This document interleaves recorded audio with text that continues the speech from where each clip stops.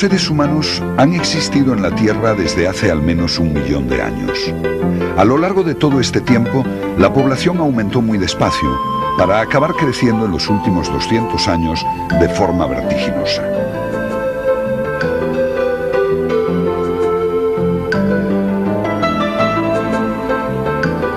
Entre el año 8000 a.C. y el 1750 de nuestra era, la población mundial aumentó anualmente por término medio en 67.000 personas, mientras que en nuestros días este incremento se produce cada 7 horas.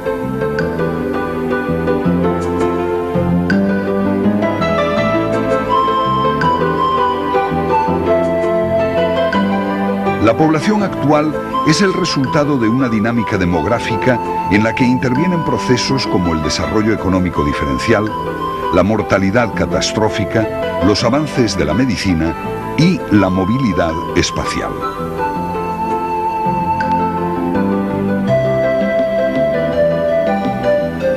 Hoy, la población ocupa el planeta de forma muy desigual. En la Tierra viven más de 5.500 millones de personas y está previsto que se superen los 8.000 millones en el año 2025. Asistimos a una verdadera explosión demográfica que constituye seguramente el acontecimiento más revolucionario de nuestro tiempo.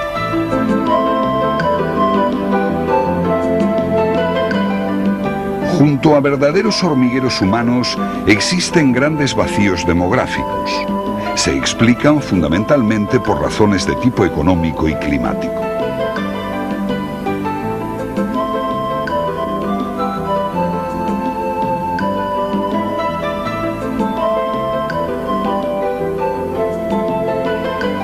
Las regiones polares, las zonas de alta montaña, los desiertos y los bosques ecuatoriales son medios hostiles que dificultan el poblamiento. No obstante, el hombre ha sido capaz de adaptarse a sus duras condiciones de vida en situaciones extremas. Esquimales, tuaregs, bosquimanos son ejemplos significativos. Ahora, los avances técnicos permiten modificar localmente algunas de estas condiciones. Oasis artificiales, estaciones experimentales en los polos o explotaciones forestales en plena selva.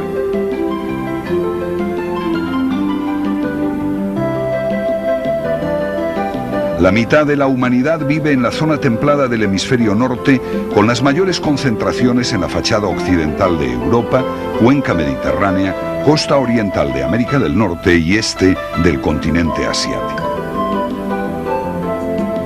Son zonas de grandes densidades de población por diferentes causas. En los casos de Europa y América del Norte, por una fuerte y temprana industrialización. Y en el continente asiático, por una agricultura tradicional de carácter intensivo y por el impacto de procesos industriales recientes.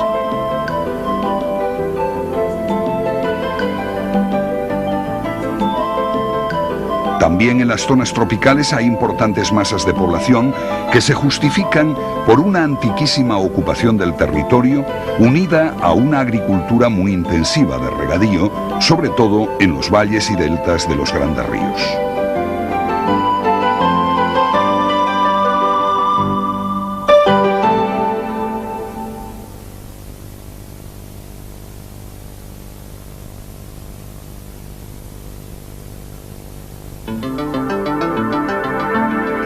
La diferencia entre los que nacen y mueren y el peso de los movimientos migratorios explican el crecimiento de la población. La natalidad es un hecho diferencial que se relaciona con aspectos sociales, económicos y comportamientos religiosos culturales.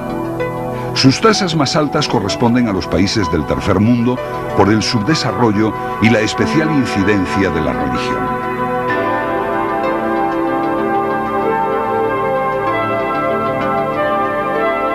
En esas mismas áreas se registran también las mayores tasas de mortalidad general e infantil, a pesar de que la difusión de los avances técnicos y las conquistas en el campo de la medicina favorecen un descenso espectacular de la mortalidad en el mundo entero, acortando las desigualdades entre unas y otras regiones.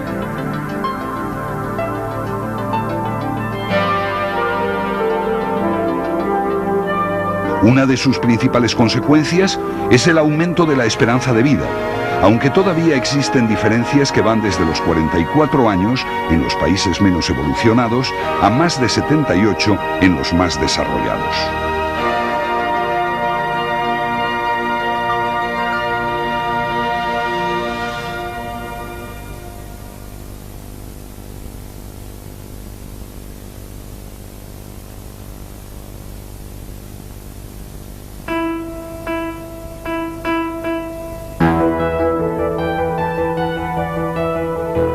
El interés por interpretar de forma teórica la evolución de la población ha dado lugar a la elaboración de modelos como el de la transición demográfica, que explica la dinámica poblacional a través de 3 etapas: antigua, de transición y moderna.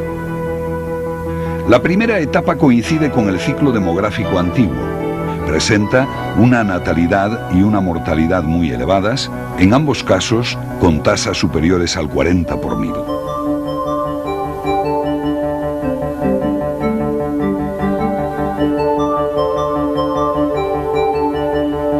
Son frecuentes episodios de mortalidad catastrófica debidos a guerras, epidemias y crisis de subsistencia por malas cosechas e ineficacia en la comercialización de los alimentos. Todo ello limitaba el crecimiento de la población. La esperanza de vida era muy baja y la mortalidad infantil especialmente elevada. Por eso era obligado tener un gran número de hijos. Esta fue la situación generalizada en Europa hasta finales del siglo XVIII. El comienzo de la revolución agrícola permitió una mejor alimentación y el alejamiento del fantasma del hambre.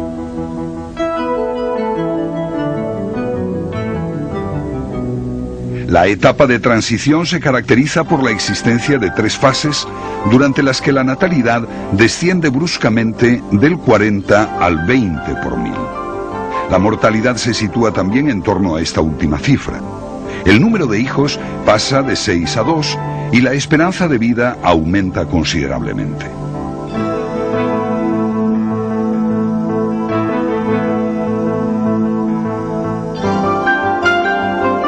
La primera fase de la etapa de transición coincide con el ciclo demográfico moderno y la primera revolución industrial. La mortalidad catastrófica desaparece, la infantil disminuye rápidamente gracias a la mejora de la alimentación, vivienda, saneamiento y avances en la medicina, mientras las tasas de natalidad se mantienen elevadas. En la fase intermedia, la mortalidad desciende aceleradamente y la natalidad empieza a disminuir. Es el periodo de explosión demográfica en el que la emigración fue la única espita que sirvió de válvula reguladora al crecimiento poblacional. Millones de europeos se dirigieron hacia espacios poco poblados de otros continentes.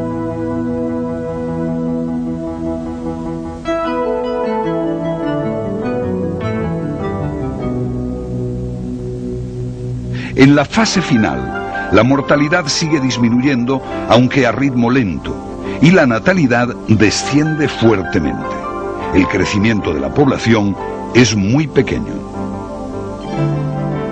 Tendencia que se mantiene en la etapa moderna debido a bajísimas tasas de mortalidad, en torno al 10 por 1000, y al paulatino descenso de la natalidad por debajo del 15 por 1000.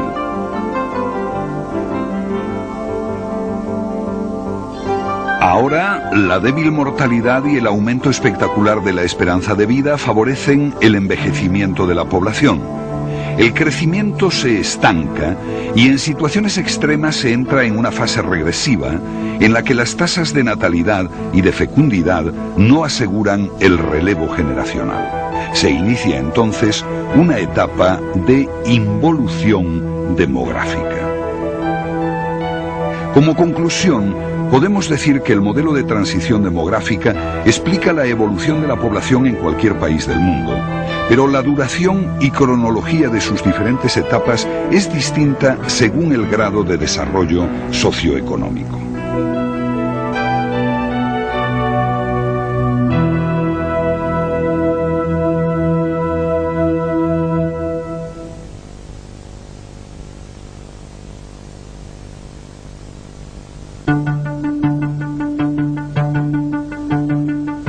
El contraste entre el fuerte crecimiento demográfico del tercer mundo y el estancamiento poblacional de los países desarrollados da especial relevancia a los movimientos migratorios. Estos movimientos se clasifican en recurrentes y no recurrentes. Los primeros no implican ruptura con el pasado y comprenden aquellos que se repiten y son rutinarios, como entradas y salidas, transporte y circulación diaria, semanal y estacional. También son formas de este tipo de movilidad el nomadismo, los desplazamientos estacionales de trabajadores eventuales, los viajes de turismo, los festivales, los Juegos Olímpicos y las peregrinaciones.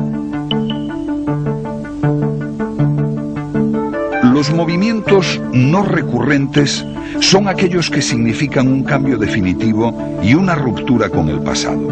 Suponen la interrupción de las actividades en un lugar y su reorganización en otro.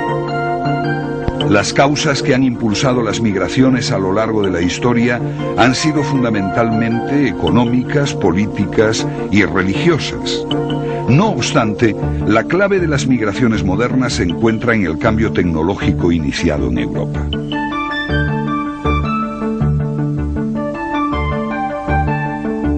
A partir de los siglos XVI y XVII, el mundo empezó a convertirse en una gran red migratoria regida por un único grupo de estados tecnológicamente en vanguardia. La implantación universal de esta red permitió a los estados europeos iniciar la revolución industrial, consolidando así su predominio mundial. Entre 1800 y 1924, cerca de 60 millones de europeos abandonaron el continente.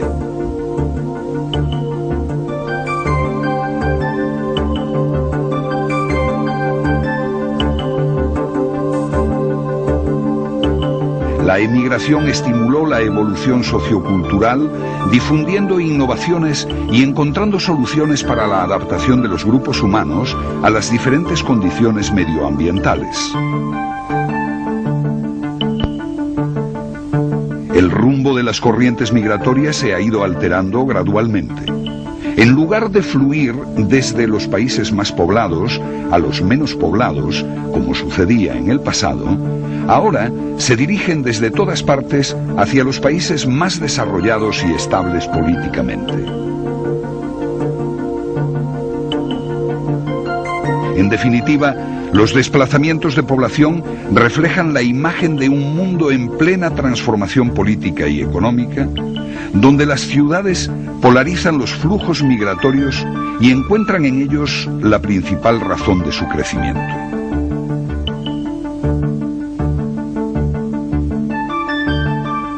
En las áreas de salida, la emigración provoca envejecimiento, caída de la natalidad, aumento de la mortalidad relativa, descenso de la productividad y conservadurismo político. En las áreas de acogida, la emigración supone una inyección de rejuvenecimiento que conlleva aumento de la natalidad, de la esperanza de vida y de la productividad. Como contrapartida se agravan los problemas de vivienda, sanidad y educación. Son frecuentes los conflictos convivenciales y de integración. Por eso, los estados regulan las migraciones a través de normas internas y acuerdos internacionales que no siempre se respetan.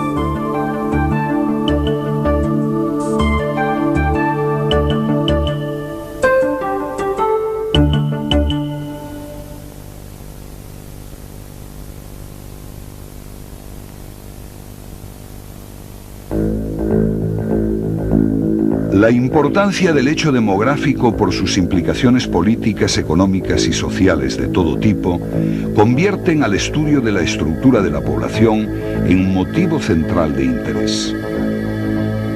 En la estructura de la población intervienen diferentes variables, entre las que destacamos la distribución por grupos de edad, la composición por sexos y la actividad económica.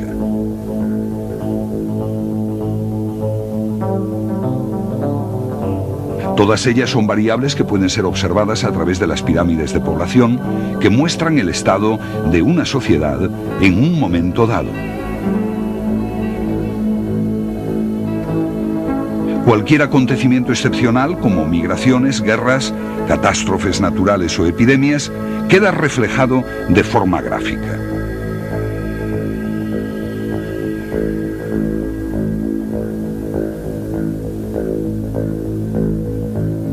La simple forma de la pirámide indica si la población es progresiva, estable o regresiva. La primera es la de base más ancha. Corresponde a una población joven de elevada fecundidad, altas tasas de natalidad y mortalidad moderada. Es el caso de la mayoría de los países subdesarrollados, donde la población se duplica cada 20 años. La segunda, de forma ojival, corresponde a una población que crece poco. La base es más reducida que en el caso anterior y existe menor diferencia entre jóvenes y adultos. Las tasas de natalidad y mortalidad tienen valores parecidos entre sí y no han experimentado variación a lo largo de mucho tiempo. La última pirámide muestra una base muy estrecha como resultado de unas tasas de fecundidad y natalidad inferiores a las de mortalidad. La renovación generacional no está asegurada y la población es regresiva. En esta situación se encuentran la mayoría de los países desarrollados. La juventud o vejez de la población se expresa también mediante índices que relacionan los tres grupos de edad: joven, adulta y vieja.